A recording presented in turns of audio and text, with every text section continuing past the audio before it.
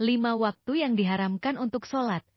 Yang subscribe semoga rizkinya berlimpah dan berkah. Menurut jumhur ulama, waktu yang diharamkan untuk sholat hanya berlaku bagi sholat sunnah mutlak. Waktu yang diharamkan ini tak berlaku untuk pelaksanaan sholat sunnah karena memiliki sebab tertentu, seperti sholat jenazah dan sholat gerhana.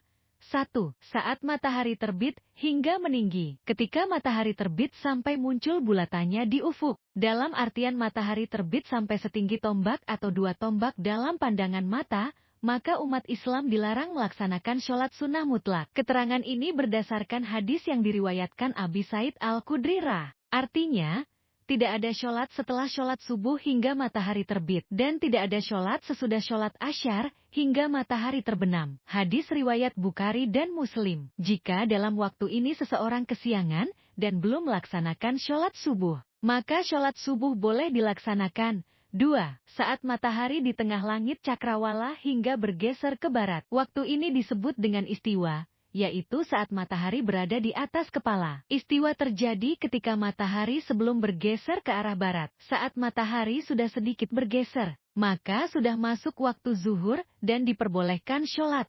3. Saat matahari telah menguning. Waktu ini terjadi ketika langit di ufuk barat mulai berwarna kekuningan menandakan matahari segera terbenam. Matahari terbenam menandakan masuknya waktu maghrib. Pada saat tersebut wajib bagi umat Islam untuk melaksanakan sholat maghrib. Ketiga waktu diharamkannya sholat yang telah disebutkan ini terangkum dalam hadis Rasulullah SAW. Diriwayatkan oleh Uqbah bin Amir Al-Juhanira, Rasulullah SAW bersabda, artinya, ada 3 waktu sholat yang Rasulullah SAW melarang kami untuk melakukan sholat dan menguburkan orang yang meninggal. 1.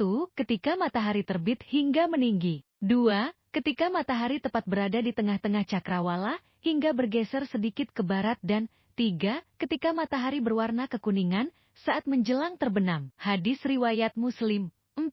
Setelah sholat subuh sampai matahari terbit. Artinya, setelah melaksanakan sholat subuh seseorang tidak diperbolehkan lagi melaksanakan sholat hingga terbitnya matahari dan bahkan sampai matahari meninggi kira-kira 1 tombak.